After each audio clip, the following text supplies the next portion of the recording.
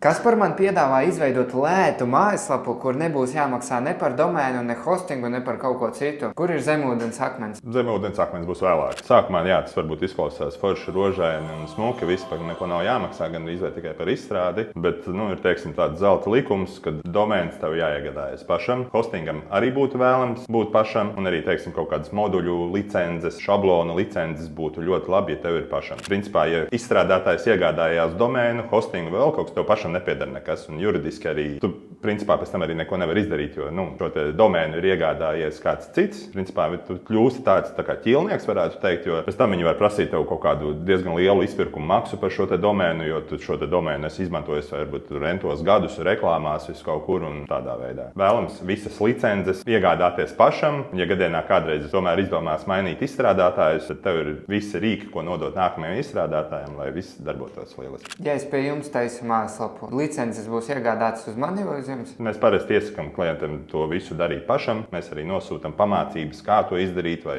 saites, kur to izdarīt. Un tieši tā paša iemesla pēc, lai klientam viss paliktu viņa rokās.